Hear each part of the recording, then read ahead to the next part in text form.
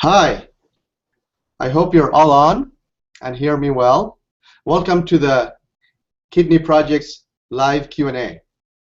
Today I have with me Dr. William Fissell, my colleague and clinical partner, and we'll be happy to take your questions throughout the rest of the hour. To start off with, I'll turn over the microphone to Dr. Fissell and have him explain to you a little bit about why we undertook this project on developing an implantable artificial kidney. Hi, good afternoon and welcome. We started this project about 10 or 11 years ago when we really focused on the growing difference in survival between patients who received a renal transplant and patients who continued to be treated with hemodialysis. And when you take a step back and you think about it, 9 or 12 hours a week of therapy is very, very little therapy compared to what your kidneys do all day long. I think any of us who have kidney trouble, our first thought is, can we get a transplant? Because transplant is so beneficial. You're not tied down to a dialysis unit. You're not getting stuck with needles all day long. And you live longer. But as you all know, the transplant is limited by the supply of donor organs. There's 100,000 people on the wait list, and there's less than 20,000 transplants a year.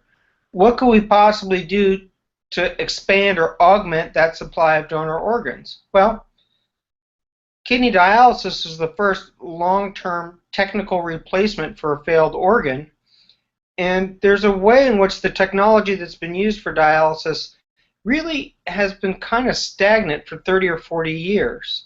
We're using the same hollow fiber technology, the same blood pumps, the same concepts that were used when I was a child. Can we take some of the new technologies that have been developed in the last half century and use them to try to devise a therapy for patients that can be completely implantable, that can be continuous, that can function around the clock, that can work without any need for ongoing fiddling, so that patients can be free to live their lives? And it didn't take long after talking with Dr. Roy to understand that while the field of dialysis has been focused on optimizing the use of the tools that are already there, there's a whole world of new tools out there, whether they be new materials, new engineering technologies, new cell therapies, new ways of growing cells that we can use to devise an implantable artificial kidney to replace dialysis and augment the supply of donor organs for patients who desperately need an alternative to go into a dialysis center and riding kind of this roller coaster effect of toxins building up slowly over a couple days, then in an hour they get removed and they build up again.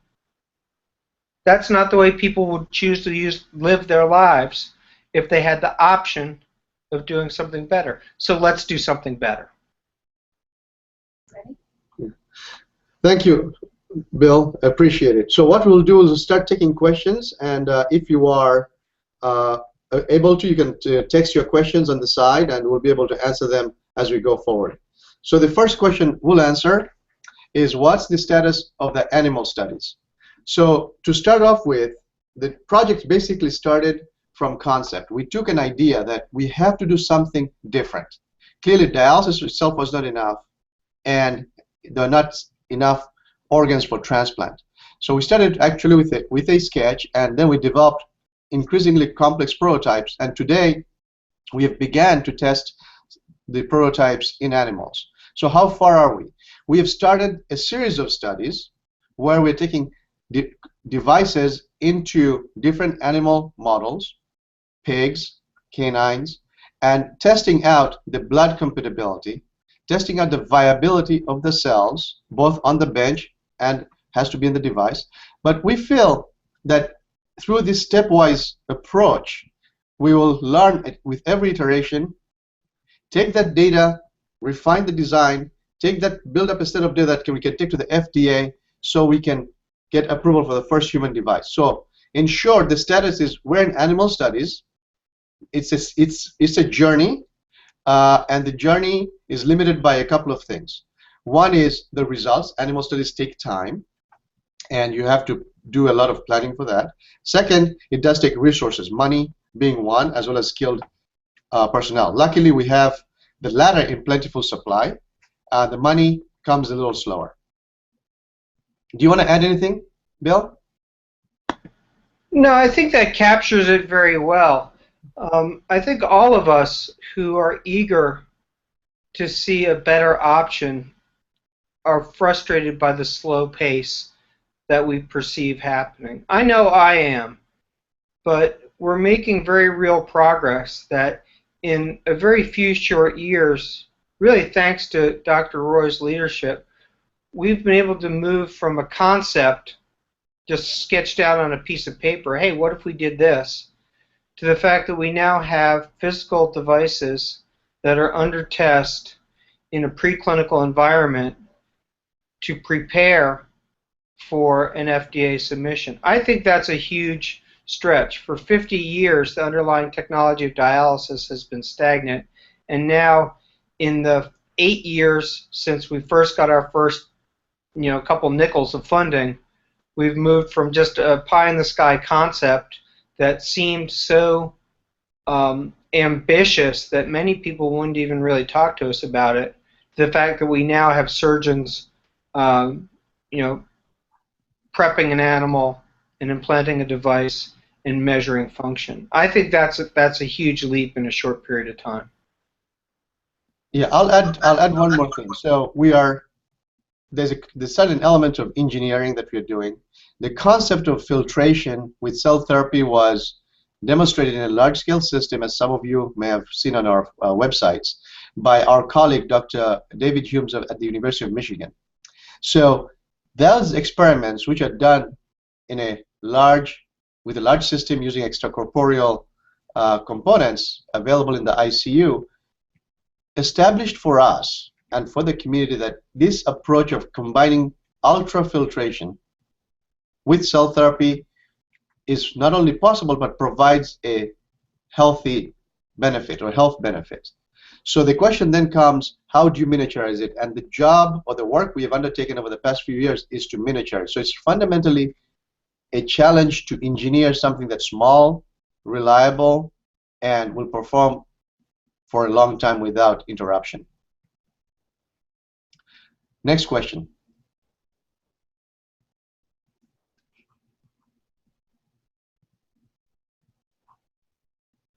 So I'll pick the next question. Is the FDA helping you at all? So the FDA is definitely a great partner, and what we are doing at the FDA is actually very exciting. A couple of years ago, the FDA put out a call, which was, do you have any opportunity to develop new technologies for treatment of kidney failure? And they put this out to the community as a competition. We submitted our idea for the implantable artificial kidney, and we are lucky to be selected as one of 3. So what they did with us was they actually sat down with us and understood what we were trying to do. We understood what their constraints were. They do not want to sacrifice patient safety, and they should not. And they wanted to understand from us what was the technology path. And then I guess we had a dialogue. How can we make this go in the most efficient way possible? A key barrier for a lot of people, a lot of developers and industry has been the FDA puts up a lot of regulatory obstacles that impede progress as is perceived. Instead here, we told them what the challenges were. They told us what the constraints are from their side, and together we've laid out the series of milestones that we have to meet so that we can get approved in a timely manner. I'll have Bill talk a little bit about some of the milestones that have to be addressed. So I want to reiterate what Dr. Roy said. I think it's very common to hear the FDA portrayed in a caricature of regulatory zeal and bureaucratic burden. And at least in our experience with them, they have been committed, flexible, creative, and they actually have shortened our development timeline by a couple of years by engaging with us early and helping us map out a framework for device examination and testing and eventual approval. With the same degree of rigor and the same commitment to patient safety, they've allowed us to cut a couple $1 million off of our development budget and at least a year and maybe longer off of our testing pipeline. So our experience with the Food and Drug Administration has been an unmitigated plus, I think. And I have only the highest praise for the folks at the Center for Devices and Radiologic Health who had the vision to say, we understand the technology has stagnated. We understand there's a pressing need to change the platforms that are used to treat patients. So let's invest our time and our effort and our personnel in engaging with early stage companies in a way that we've never done before. So I think that's phenomenal. And again, they started with the end in sight. They said, who are you going to test this in? Who are we going to be thinking about as your first patients? Who are you thinking about as the patients that you're going to choose, that you're going to think are going to benefit from this device? And let's work backwards from that goal rather than hitting you with a long list of in vitro bench testing goals, preclinical goals that may have no relevance to what you're actually trying to do. So without sacrificing any commitment to safety, they speeded us on our way rather than forming a barrier to our progress. So again, I only have the highest praise for them, and I think it's probably a mistaken notion to portray them as a barrier to progress. Yeah. Terrific. So one of the things that in this discussion that has come up with the FDA is when can we actually get started with getting humans? So then we work ourselves backwards. So, and I know many of you have asked this question as well, when will you start testing this in humans? Obviously, a key component for us, or key mission of the FDA, and it also is our mission, is that we do no harm. And it's important to show that the device is safe. And you do this through a series of studies. A series of studies that will have to be done in humans, but also prior to that, done in animals and done on the bench top. And the first step in all our device testing is to show that blood would flow through the device and would not cause clots that can cause problems downstream. So having put that as our key threshold, that you should avoid blood clot problems, the first task the FDA and we have identified is that the device should perform blood filtration without clotting.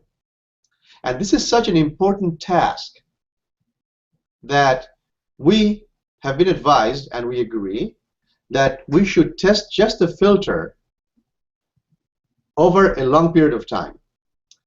And what this means is it should be tested, obviously in animals, but no animal is representative of a human as a human is. So we'll do this in the animal, but ultimately in a human being that is qualified to be in the first clinical trial. And this first test would be testing the implanted filter and its ability to perform filtration. And I'll let Bill talk a little bit about what the value of that device is and how and what would learn from it that would advance the overall project. Great, thanks, Shuvo. So, Dr. Roy is exactly correct. When we take care of a patient, whether it be a patient in the dialysis unit, whether it be a patient in the hospital, for when we consider how we're going to test our device, we don't want to hurt anybody. That's kind of the obvious thing to say. Dialysis patients, as you know, if you're a dialysis patient, you know, are very prone to clotting disorders, even though they get a lot of heparin and anticoagulants as part of their treatment.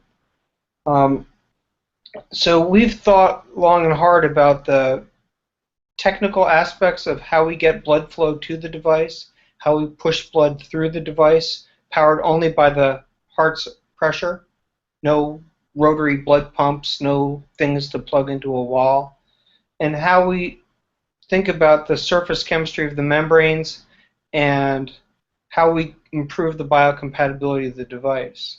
So, because that's really the nature of our first big innovation, was the new membrane technology that Dr. Roy brought to the project. So we need to make sure that that works and works safely.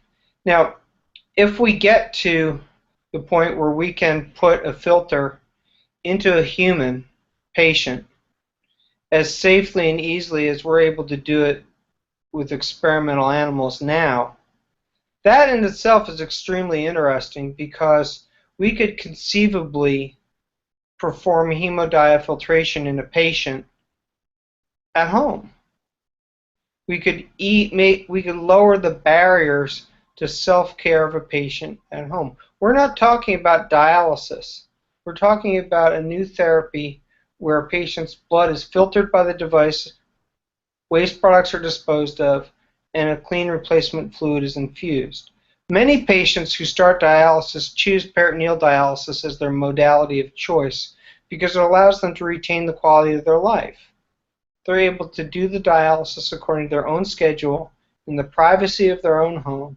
They're able to adapt the therapy according to their own needs in response to their own assessment of their health.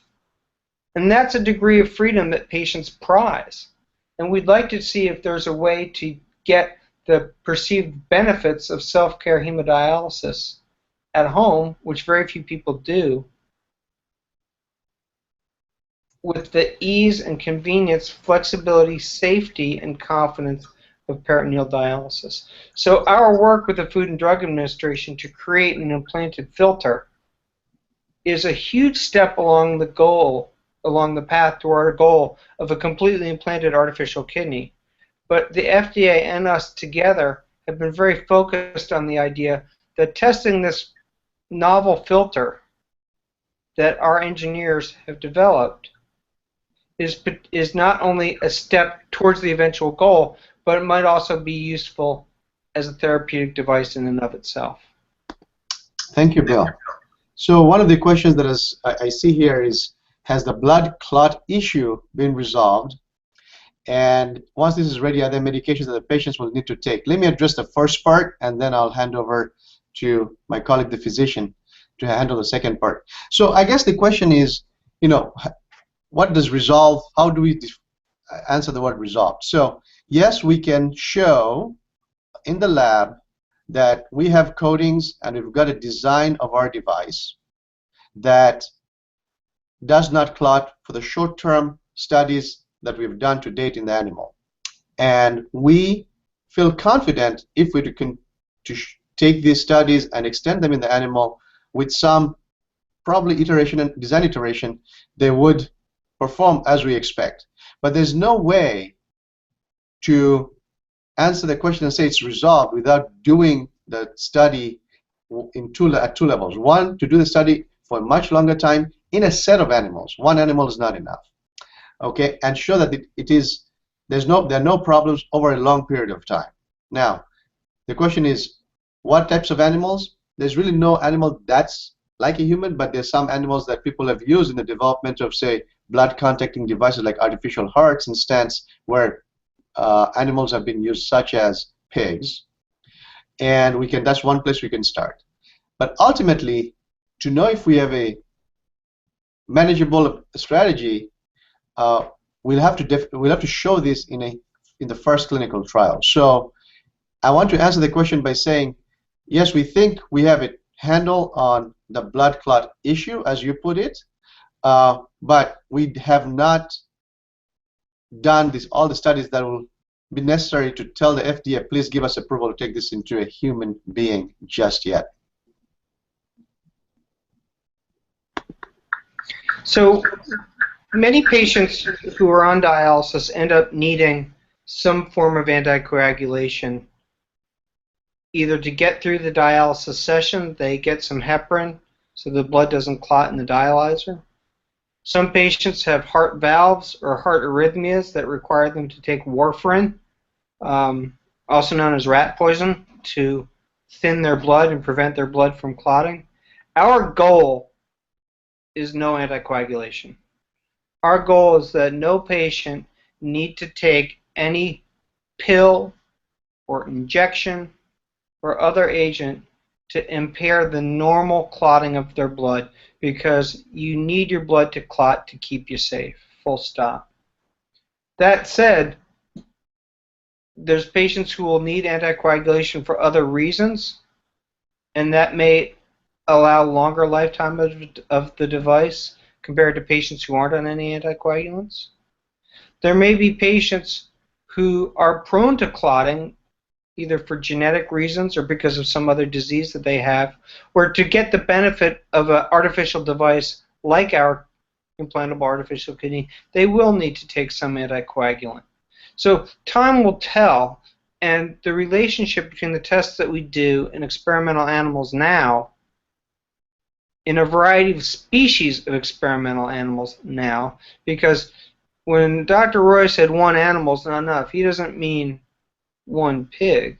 He means one species of animal isn't enough to really give us confidence that when we use this device in human subjects, that those human subjects will be safe. Because this is different than the other blood contacting devices out there. When people consider, for example, the artificial heart program is probably the other large technology effort in organ replacement right now. Those patients don't have any plan B. If they don't get an artificial heart, they die in a few months of heart failure. We have to meet a different safety threshold, because any patient who's potentially a candidate for our device also has the option of pursuing dialysis. So we have a more stringent safety threshold, I think, than the other organ replacement technology projects that are out there. So time will tell. Our goal, no anticoagulation.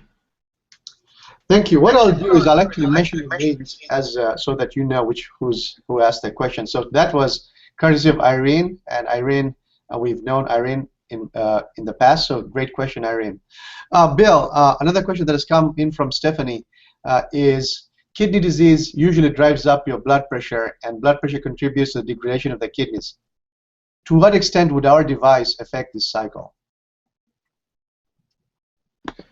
Great. I'm actually going to try to answer that question, and also another question from another listener about chronic kidney disease and kidney stones, because they both cover some of the same territory. We have so far thought about this implantable artificial kidney as a therapy for end-stage renal disease. So when you've gotten to the point that your kidneys have failed and that you can't get rid of waste products anymore, and you're starting to get kind of sleepy and stupid from buildup of the waste products, or you can't get rid of salt and water and you're starting to get puffy ankles and you're starting to drown, the usual triggers for somebody to initiate dialysis or to pull the trigger on a preemptive transplant, that's the target audience, as it were, for our device. The two questions, one from Stephanie, and I apologize, I didn't catch the name of the other person who asked, who's asking about kidney stones, is there a way in which your therapeutic device could be used prior to the onset of kidney failure itself to ameliorate the problems that affect patients with chronic kidney disease and drive them from safe, stable chronic kidney disease, yeah, the lab values are funny, but I still feel well, down that road to end-stage renal disease? That's a great question. We know from epidemiology that once patients reach a certain level of kidney insufficiency, almost all of them progress to dialysis-dependent renal failure, no matter what pills we doctors shove at the patient. We can slow it down a little bit, we can make it a little bit more tolerable, but once you get to a certain point, you're on that train track that leads you to end-stage renal disease. Is there a way that our device, used prior to end-stage renal disease, could slow down disease progression, for example, by getting rid of the solutes that form kidney stones? For example, by being able to dump salt water out of the patient's body, reduce the blood pressure crises that occupy patients with chronic kidney disease, and kind of get them the best of both worlds, which is saving the kidneys that they have. I would love to be able to answer that question. I think that's a fantastic idea. It's something that we've considered, but the risk-benefit ratio is important. The idea of undergoing a major surgery to have an artificial device, which is, regardless of how good you are as a patient, is going to be susceptible to infection because it's a foreign body in the patient. There's a risk to all of this, and understanding where that risk-benefit ratio is critical for our choice of initial patient population in which to test the device. I love the idea of being able to intervene with a gadget like a pacemaker and be able to go to a patient with CKD and say, guess what? I've got this device. I can sew it into you and save your kidney. But I'm not sure that that's the first step that we want to make. If you think about a patient with end-stage renal disease who's on dialysis, they have 16 to 20% per year mortality if they make it past the first 90 days of dialysis. As many of you know who are on dialysis or who've had a transplant, I see a question from somebody with Alport's disease who's had a transplant in the past. You're up against a very morbid and potentially fatal disease. And so the safety criteria, the risk-benefit ratio of yet another day on dialysis versus some alternative is very different than the risk-benefit ratio in patients who are not yet in renal failure. So I think it's a great idea. I would love to be able to explore that. I think we need to have a lot more confidence about the long-term safety of a device before we start thinking about whether it could confer some benefit to patients who don't have kidney failure yet. So we got maybe shift a little bit from some of the questions on the clinical side to maybe some of the questions I'm seeing that are maybe related to the business side and money side. So let me take the question from Rosemary Dixon. So the question is, you know, she knows from some of the Q&A, I think on Facebook, that $250,000 US is needed to move the research forward. Do we have people working on this, and to what extent is the university funding the project? So, so let me step through that in one sort of broad way, and then we'll go into the specifics. So a project of the magnitude of an implantable artificial kidney requires money to do research and development, a lot of the development, and then ultimately there's also the money to do the commercialization that's beyond the technical development. We have estimated that the full artificial kidney, from where it was from a few years back through the first set of clinical trials, okay, would take about US dollars, about $18 to $20 million. Now, that is on the technical and scientific development side, and that would get through the first set of human patients. Now, when you take that number and break it down, and we've been fortunate with working with Bill and others, we've raised over $7.5 million through mostly grants and some philanthropy to get to make that number. Instead of 21 million, we need still another 13 million. Again, that's the big goal. The number that I think that you're referring to is sort of the next set of studies we need to continue to wrap up so we can take the data to the FDA just for the implanted filter. So this will obviously move the research forward, and we are raising this through a combination of grants and philanthropy. Some of you, like Irene, have participated in that in the past. And as we get that money, we advance the device development and the animal testing. Do we have grant workers working on this? Absolutely. I mean, that's probably one place where Bill and I spend more time than we would like to, because we'd like to be in the lab, but we do that. And to the extent that UCSF and Vanderbilt and a few others are helping, can't be understated. So obviously, this is a project, and we have to get resources within the university that other people might also need. So we do have to ask for those resources, whether it's lab facilities, whether it's time in the OR, whether it's clean room facilities for making the membrane. So the universities have ponied up in the last couple of years more than $500,000, as I'm taking into account both personnel and supplies. Now, is that enough? Absolutely very helpful, but it's not enough. We need to continue to raise the money so that we can do these animal studies and ultimately move it to the first in man. And it's a process. And this process is where grants come in, philanthropy comes in, and some of you who have advocated for us and have supported us, that's where you've come in. So we are very appreciative of that.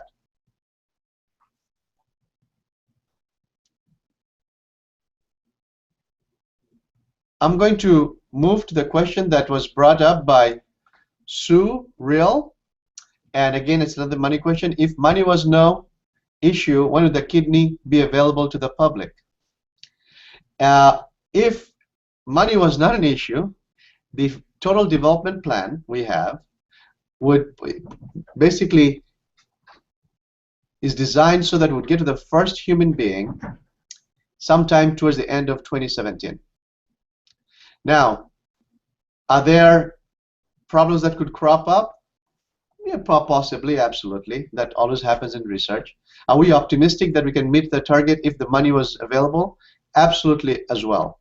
Now, we do have to take into account that there is a lot of body of scientific work that's already there, and we are standing in some ways on the shoulders of giants who have done a lot of the basic science, and we are taking the engineering approach. So there's always iterations that have to be performed, but we feel we can get there within 2017. If we did not have the money, does that change the timeline? Absolutely. And I think the question is, you've also asked is if the project solely reliant on NIH grants, or is there a crowdfunding source?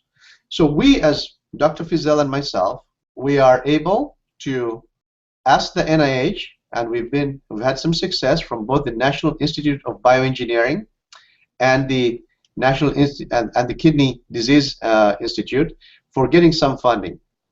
But that only funds mostly the basic part of the research. There's still technology development, and for that we have to look outside. And I know through my Facebook posts and some of the other discussions I've had over the phone and in emails, if there is ways you guys are able to participate through a crowdsource funding or the hosting your own fundraisers, that helps. We do not have a formal crowdsource. As the university, we have some restrictions on doing that. But I know some of our friends, some of you who you are online now, have done that. So that actually is very helpful to us. I'm going to have Bill talk to you a little bit about why there's actually a money issue for kidney disease research, and why kidney disease has not traditionally attracted the same level of interest from the government as some of the other diseases. Well, I don't know if I can explain why necessarily. The amount of money that is spent on dialysis in the United States today is phenomenal. So the Medicare end-stage renal disease program spends about $30 to $35 billion a year. That's billion with a B, on care for patients with end-stage renal disease. And as you know, unfortunately, the majority of those patients are patients on dialysis, not transplant recipients, because there's just not enough transplant kidneys to go around. That's more money than the entire NIH budget. That's more money than the federal government spends on all biomedical research through the National Institutes of Health combined. That's HIV research, that's cardiovascular research, it's cancer research. And so some of these other diseases, which are very common, don't get me wrong, 500,000 deaths from cardiovascular disease in the United States every year. A scary epidemic of a new virus, HIV, that broke out in the 1980s that had no treatment, get a lot of attention. So there's some $300 some per patient per year spent on HIV research. There's a little less than $100 per patient per year spent on cardiovascular disease research by the National Institutes of Health. Shuvo, you can correct me if I've got these numbers wrong. I think I may be off by an order of magnitude on the HIV number. It may be closer to $3,000 per patient per year for HIV research. And a little over $100 for cardiovascular research, a couple $100 per patient per year for cancer research.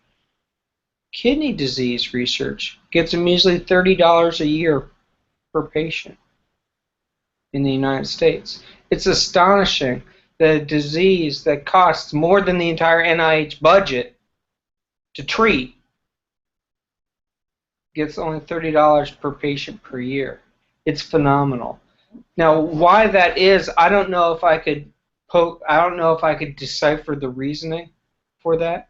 I know as a physician, I wear a stethoscope, I see patients for a living in addition to the research, that when you tell a patient you've had a heart attack, that gets their undivided attention.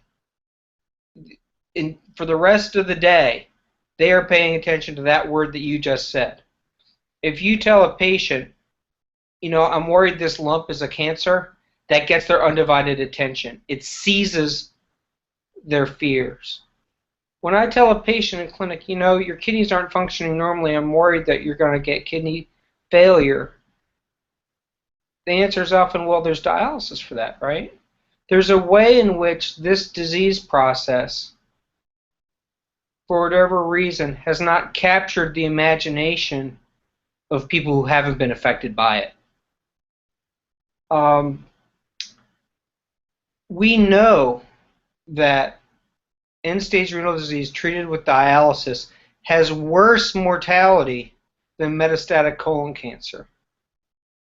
If somebody gives you a choice between cancer and renal failure, pick the cancer. It's remarkable how devastating end-stage renal disease is to patients and the extent to which federal research dollars have been devoted to other diseases. Now, I don't want to badmouth the NIH, and I certainly don't want to badmouth the National Institute for Diabetes, Digestive, and Kidney Diseases, because they have sponsored our research, and they have a deep commitment to deciphering basic mechanisms of disease and discovery science. And Shuvo and I, Dr. Roy and I, we're not doing science experiments here. This isn't test tubes and theories. This is trying to move proven technologies that have been demonstrated on the bench into the hands of patients to save real patients' lives. And it is a break with the usual NIH model to fund technology development research. They have been committed to discovery science for years with the understanding that the best dialysis is the dialysis that you never have to prescribe because there was an effective treatment for the disease that you had. The National Institute for Biomedical Imaging and Bioengineering, NIBIB, under Roderick Pettigrew's leadership, fellow MIT grad, has been inspired to say, look, we need to expand the NIH portfolio to include technology development, to implement technology remedies for existing diseases. So I only have the highest praise for them. But again, you compare a couple $1,000s per patient per year to HIV for HIV research and a measly $30 a year for kidney disease research. I would love to see that portfolio rebalanced to get this very common disease, kidney disease, that's got devastating consequences for patients, funded at a level appropriate for its costs to America's society its cost to the federal government, and the crushing burden that it places on patients that I take care of every day. So I think that's very good, Bill. I just want to put in perspective why we are where we are, because some of you are familiar with other medical device technologies and how they end up getting developed to products. So typically, if a medical device technology gets invented, tested in the lab, goes through animal testing, and then gets a venture capital, at least in the U.S., or becomes part of a corporate partner, and that takes it to the next level. So the question from Rosemary Dixon: would a filter that is tried and tested to definitely work be enough for the project to start receiving corporate funding? Let me take a stab at answering that. So as you've heard, the FDA has said the first key step in showing that the device is safe is the filter is going to work and not cause blood clots. Is that a product in itself? We think it's possible for it to be a product. I am located here in San Francisco, the heart of Silicon Valley, where a lot of medical devices and other kinds of technologies have been funded by the investor community. Talk about Facebook, talk about Google, talk about all these companies that are here. So when I first came out here, I went and talked to a lot of the investor community and said, you know, what do you need to see for this project to receive funding? And a key question, a key answer that came back was that you guys are doing very interesting and great work, but you're too early from an investor perspective to invest financial resources in. So you need to take this to large animals, and at that point, you show that it works in large animals, we would be interested in supporting it. So that has defined a key strategy for us. So we are hopeful that once we show this filter working in a large animal for at least 30 days, that's a number we have with the FDA discussions, that will have met a key threshold for the investors. Now, can we guarantee that? We obviously can't, but we have enough discussions and we have enough interest that that's a place we feel we need to target. So when you see the numbers like 250,000, less than $1 million, the key is to help us to get to that point, because this is not going to go beyond. This will not get to the big goal unless we get to this first initial milestone.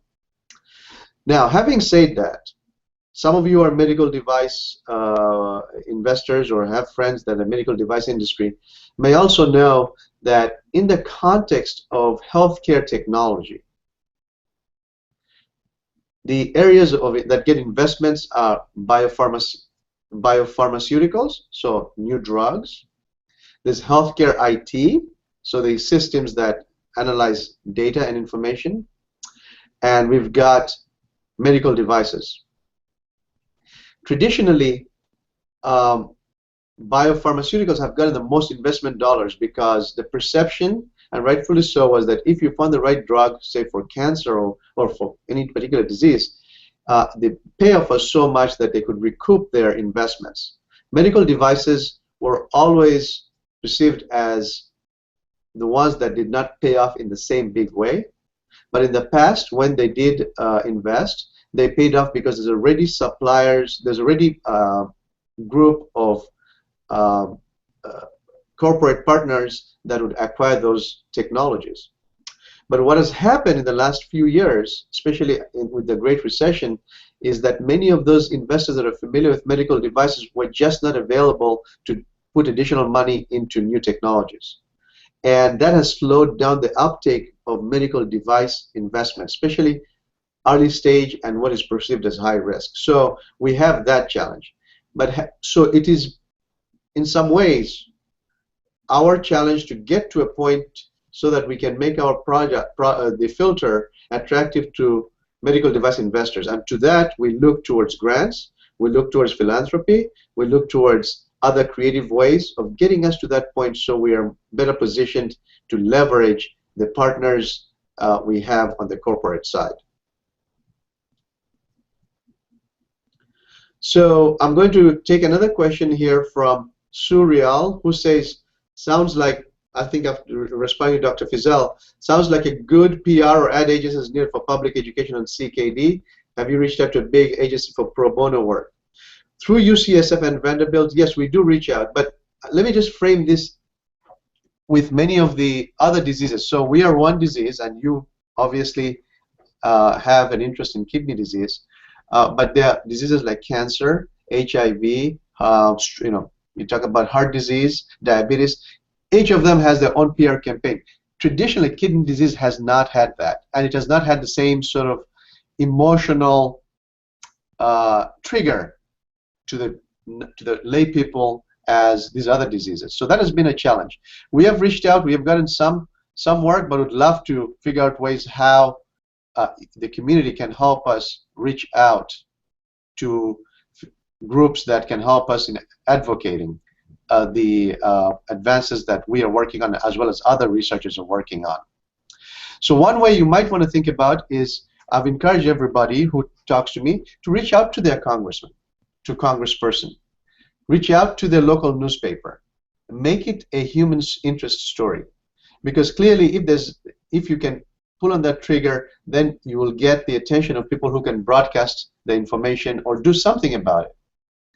And that's something that I think we would have to work together. Certainly UCSF and Vanderbilt are doing that, but we need more.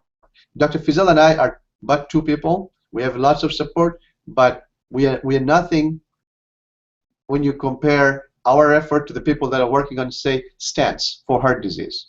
When you look at stents, there's hundreds of different groups around the world that are working on new technologies for coronary diseases. For kidney, there's probably not more than a dozen. So should we move to another question, or do you want to add anything to that, Bill? Maybe move on? I think you're exactly right. I think that when you look back at the project to date that Shuvo and I have worked on, we have had very much an open door policy towards collaborators. There's other fields like cancer research or cardiovascular research where people are very jealous with their projects. They don't let other people in. This is mine. Somebody's going to steal my glory. In our context, there's an awful lot of work to do on understanding mechanisms of kidney disease. There's an awful lot of work to be done to understand how dialysis works to benefit patients and what are the mechanisms by which dialysis patients get into trouble. I mean, we've been dialyzing people for 55 years and we still don't know the molecular identities of the things that make patients on dialysis sick.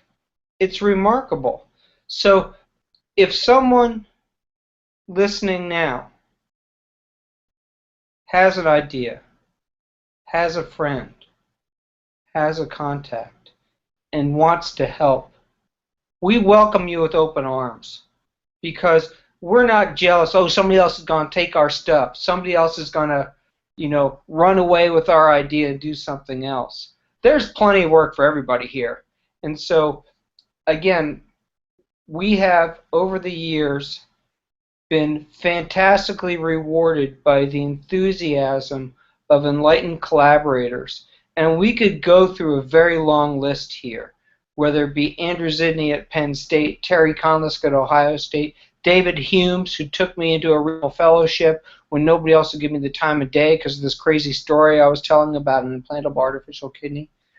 We have welcomed people who have come to us with enthusiasm and the willingness to put the shoulder to the wheel and work towards making this project better. And so if you have a contact with an ad agency who's had some understanding of kidney disease and wants to say, look, I'm going to take this on and try to spread the message, please, we welcome you with open arms. There's only two of us here. Somebody else can shoulder part of the burden. Please, we welcome all collaborators. Thank you. One of the questions that just popped up is, I just saw this about a question about a prize and the answer is, Possibly, right? Because if we spend, like I said, $21 million for an artificial kidney, and the potential payoff in this is savings over tens of billions of dollars to the US economy and obviously much more worldwide. This is a question provided by David Mayer. So how do we do that? The government is hearing about all kinds of needs by the community from different interest groups, different communities. So I completely agree that we need to get more attention to the government and have them play a bigger role, because they are the main payers, at least in the Western world, of kidney disease patients. So there's obviously an incentive that we would think that they would be motivated to address the problem. As you know, sometimes it can be hard to get attention of the government, so we really rely on the grassroots to reach out. Now, I say this, and I think that's great to advocate to the government, and I think the price concept is interesting. Now, there's a downside to the price concept, which is you've got to be able to do the work to get the prize. So if there is a big prize, maybe the investors would step up to date. But when it's the example of let's develop a kidney and it's going to take me 10, 15 years before the Medicare decides they will pay for it, the investors are thinking, geez, maybe I should just invest in a new drug that if I show some efficacy, I can get them to pay for it within 2 or 3 years. You'll hear these blockbuster drugs about cancer occasionally or diabetes that get a lot of attention because the investors see that if they can get to a key study, then not only the government but insurance companies will pay. Interestingly, in this country, most insurance companies, private insurance companies, don't actually pay for kidney failure patients. It tends to be the government. So we as a community, and especially the patient community and their friends and family, have, I think, an opportunity to help us take the message to the folks in government and encourage them to be creative, whether it's a prize, whether it's saying, look, let's set aside some money for kidney disease research, which costs the US Medicare budget the single largest component in their overall budget for healthcare from Medicare. So to give you some numbers, Medicare spends about $35 billion for ESRD, and that is about 7% of its budget. No other disease has that kind of hit. NIH, the institute that takes care of all the research, gets about $32 billion a year. So that's what I think the community on the research side has to deal with. But we, on the technology side, have to get to a point where we can attract investors who will come in and say, look, I will be willing to take this risk, and if the government steps up, it will make it that much easier for the investors to step up to the plate. So this is Bill. There's another subtlety to this. I want to echo what Shuvo said about the prize concept. I think the prize concept is interesting, and it's got the ability to create buzz, create talk. But again, if we had the resources to get to winning a prize, then we wouldn't need the prize. We'd be done. So any prize competition in this area for any medical device, I think, has to have some sort of a staged and milestone-driven component to reward incremental progress.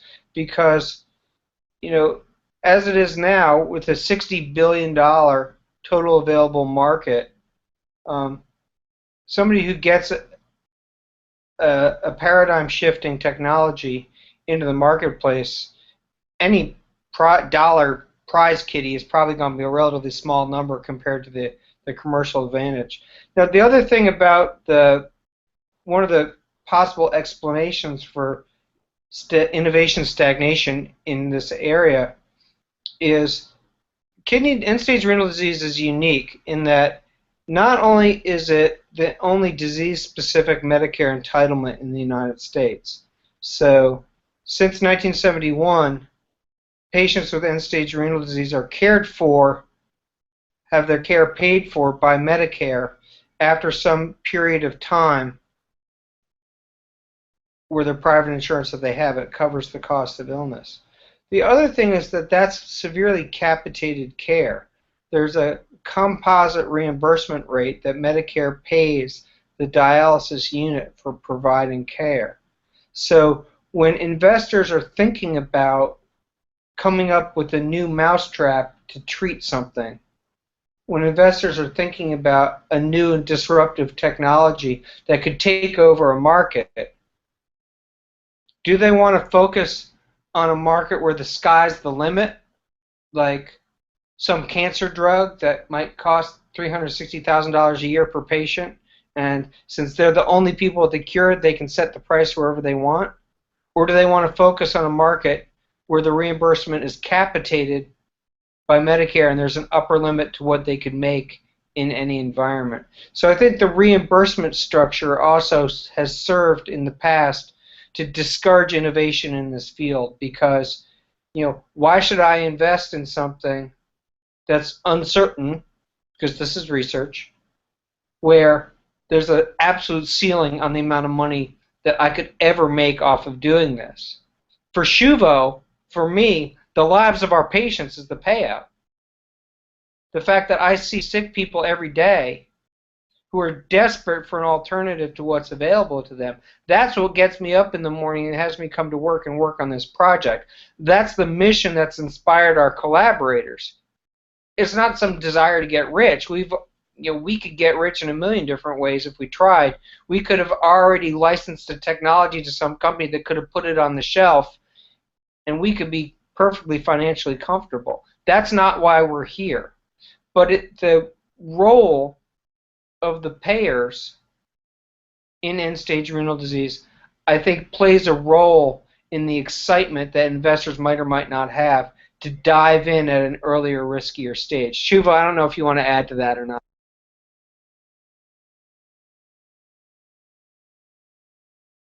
All right. So, Bill, no, that was excellent. Thank you. I know we are running a little bit short on time, but I wanted to give a shout out to Ken Sharp, who we know, and he asked a question through Irene, whether a person with no kidneys would be a candidate, no kidney function would be a candidate for the bioartificial kidney. And then also a question from Stephanie that says, how do you get on the clinical trials wait list? So I think, Ken, so first of all, thanks for listening in. And the answer is, the device, as we envision it, should be applicable to patients that don't have functioning kidneys. So there's nothing that says that just because you don't have kidney function, you'd not be eligible for this. In terms of how we get on the clinical trials waiting list, let me first of all say that we don't actually have a trials waiting list. We have an interest list that the Kidney Project, keeps on record, and for that you can go through our project coordinator, Stephanie Brummett, that many of you know, and she's keeping everybody's information on record. So when the timing is right, we'll actually get in touch with the people who are on that list. In terms of the patients that will be selected for the initial clinical trials, I'll let actually Bill talk a little bit about the thinking that has gone into the first set of patients that we might test our device on. So again, I want to make sure, so just for a little cultural awareness, I think part of that question about whether this implantable artificial kidney would be appropriate for patients with no kidney function, many of you know that patients who choose peritoneal dialysis as their modality, where they do self-care dialysis at home, not through hemodialysis, but through peritoneal dialysis, those patients are often dependent on some residual kidney function, on some level of function of their original kidneys for that therapy to be effective for them. And that may be where that question came from. We anticipate with our design that a patient who's got no kidney function, so for example, a patient who had a kidney cancer and had their kidney cut out, would be perfectly eligible to receive a device like this and would be able to enjoy all the potential benefits of the device. So I just wanted to add that that may be part of where that question came from. You know, it's a delicate matter to decide who's going to be the guinea pig, who's going to be the first one. And while we are absolutely appreciative of the enthusiasm that all of you bring and the altruism that is expressed by every one of you, where I have heard countless times, I don't care about the risk to me. If I can make things better for the next patient, it doesn't matter if I get hurt in the process. You know, I have the utmost respect for the altruism and the selflessness of patients who are volunteering already now, before they even know anything more about the device than the idea, to participate. The first biggest risk that we have to get past as physicians, and the desire to do no harm, is the risk of the surgery. Today, if you go to the hospital and you need a hip surgery, you need a vascular surgery, the first thing that we do as physicians is ask ourselves, can your heart survive the surgery? We do a so-called preoperative risk stratification for your heart. We often do a preoperative risk stratification for your lungs. If, for example, you've been a smoker, or if you've had a work-related lung injury, like silicosis or pneumoconiosis, or you've got a heritable lung disease, we need to know about that before you undergo anesthesia. The surgery that we're projecting will be necessary is about the same level of cardiovascular stress as a kidney transplant. The patient's going to get opened up, and big blood vessels are going to be clamped and unclamped. So patients will need to have some form of preoperative risk stratification in hand before they can be eligible. And so that steers us automatically towards patients who have been on the kidney transplant wait list. If you've been listed for a kidney transplant, then you will have had your preoperative risk stratification completed, because they need to know that you're ready to go to the operating room at a moment's notice to receive a kidney. At the same time, if we look at that patient population, we've already identified a group of patients who definitely want to do something else besides dialysis because they've gotten themselves through the recipient evaluation process for a kidney transplant. They've shown the motivation to do that and the ability to do that. And they've been evaluated and they're healthy enough that a surgery is low risk. So that's one aspect of it. The other thing is that we don't want to interfere with the transplant. So what happens if you're on day 3 of our study with our device sewn in you and you get that phone call that says, you're at the top of the list and we have a kidney of your blood type available, do you want the transplant? Well, you'd be pretty silly to say no, right? Because transplant's the best possible treatment that there is for end-stage renal disease today that we know of. So we also want to choose a patient population who's listed for transplant but may have trouble getting one.